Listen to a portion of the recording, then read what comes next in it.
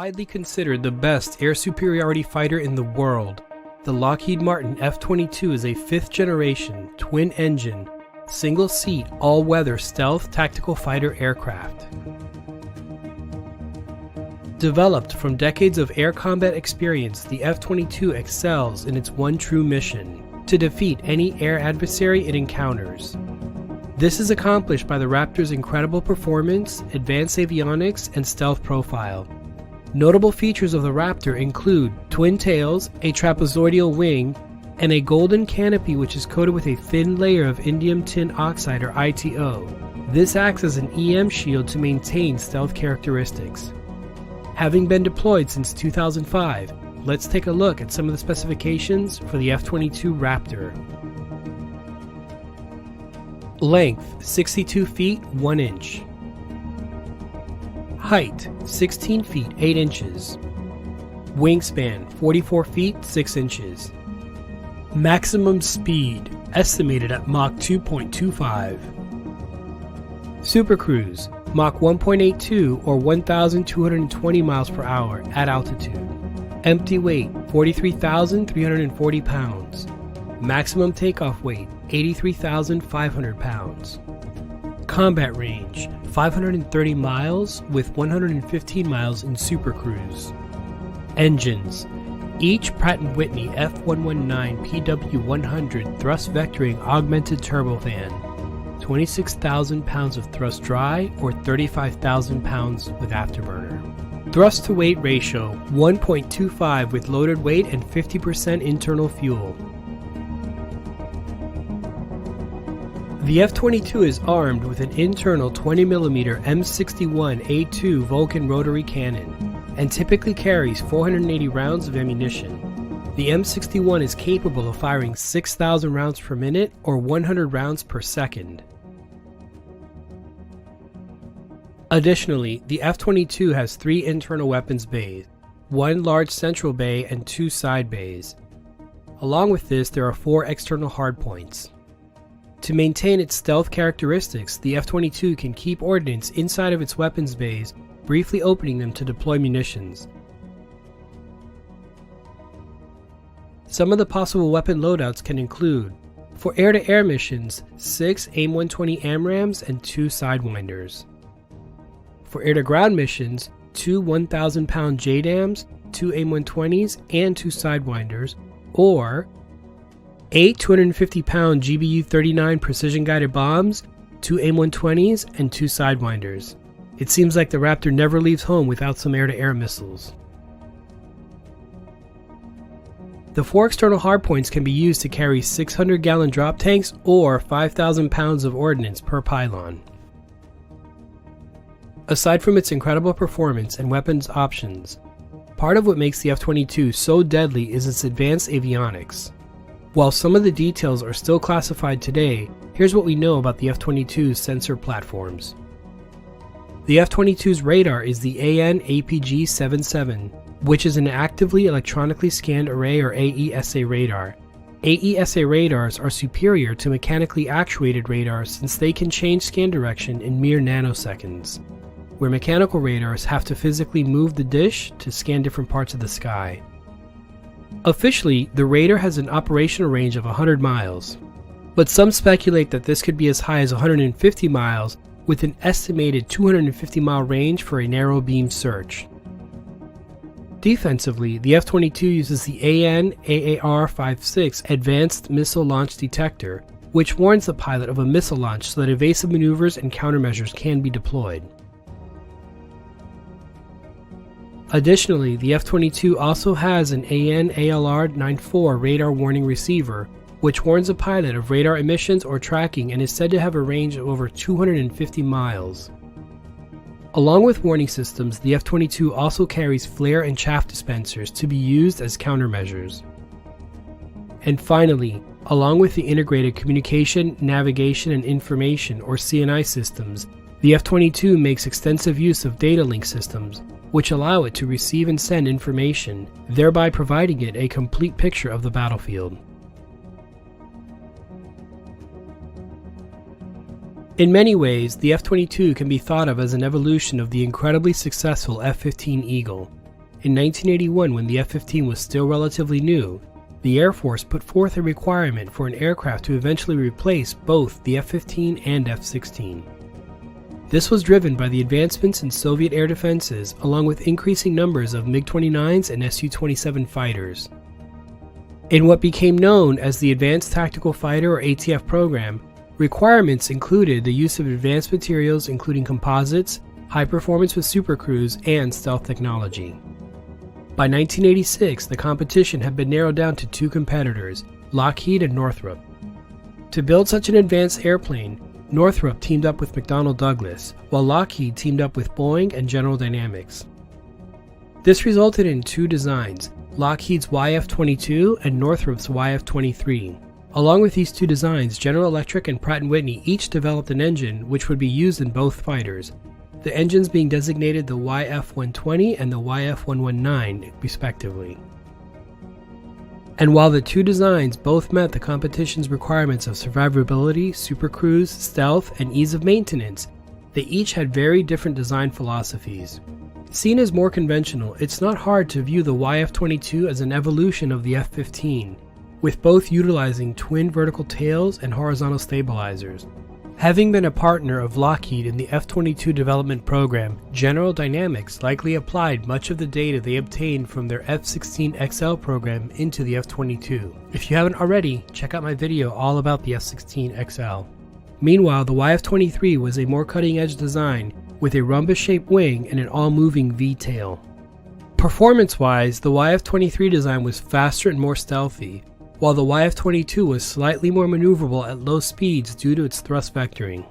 The YF-22 was also generally seen as less of a risk when it came to manufacturing costs, and in 1991, the YF-22 with a Pratt & Whitney engine combination were chosen as the winner of the ATF competition. Why did the YF-22 beat the YF-23? In a debate that still goes on today, many have felt that the YF-23 was the better airplane and should have won the competition. Essentially, you could say it came down to public relations. The Lockheed team conducted a demonstration flight of a high angle of attack maneuver, while the Northrop team decided not to do so. And even though the YF-23 could perform the same maneuver, by not demonstrating it, the implication was that the YF-22 could perform the maneuver while the YF-23 could not.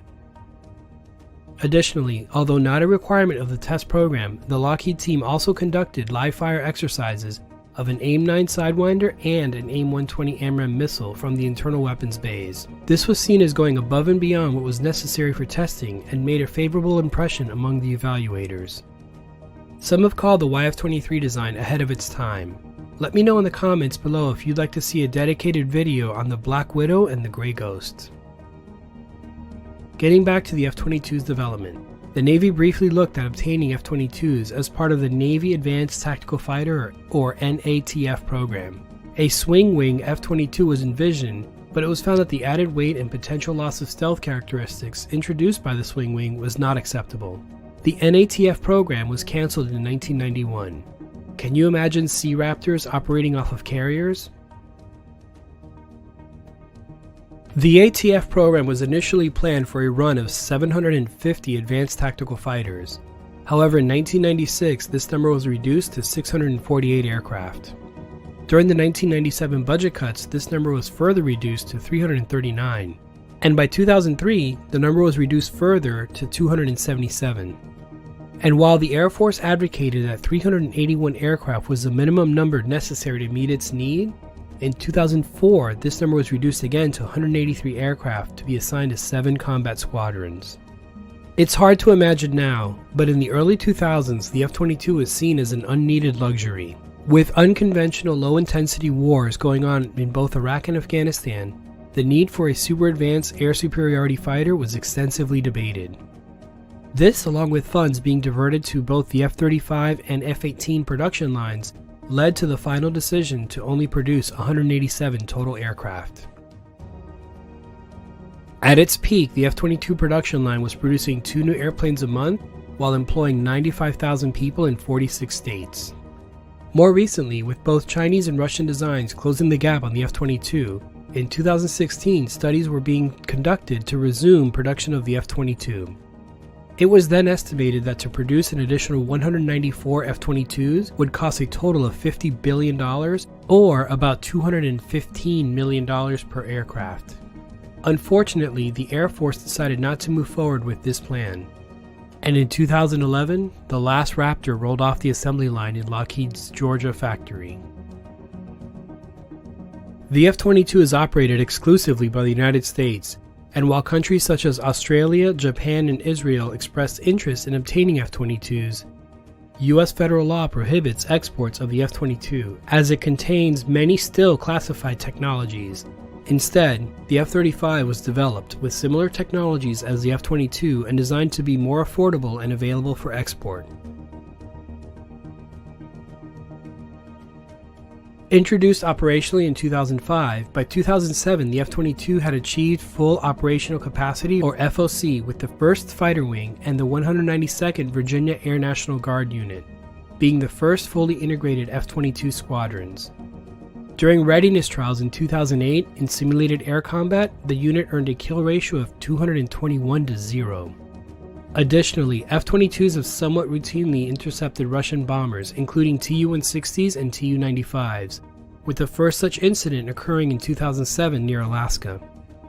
Starting in 2009, F-22s have been deploying to Al Drafa Air Base in the UAE, which lies less than 200 miles from Iran.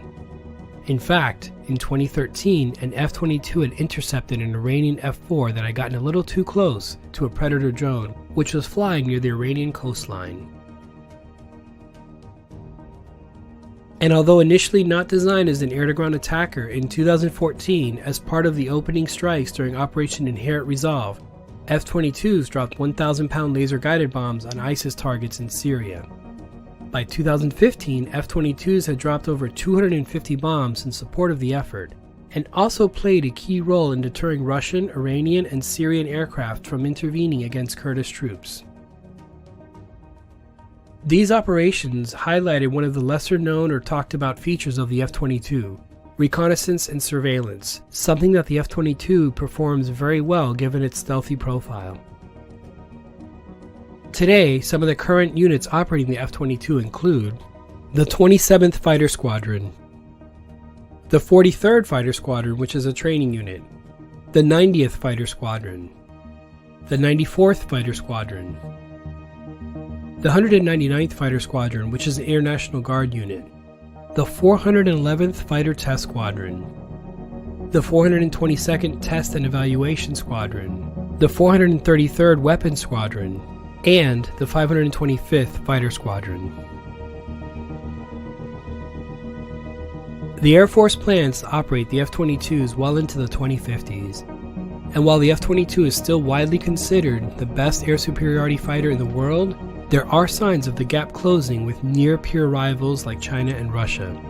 This, along with the production line of F-22s being prematurely cut short, will likely serve to hasten the development of a 6th-generation aircraft, one which the F-22 could serve alongside with. In fact, the Air Force has started working on plans to develop and deploy a 6th-generation aircraft, in a program which is known as the Next Generation Air Dominance, or NGAD. Obviously very highly classified, the NGAD program's goal is to develop a 6th-generation fighter and produce it in sufficient numbers to maintain air superiority in the near future. What do you think? Should more F-22s have been built? How long will the F-22's dominance last? Let me know in the comments below. Thanks for watching. If you enjoyed this video, please subscribe and click the bell for notifications. Stay safe and see you next time.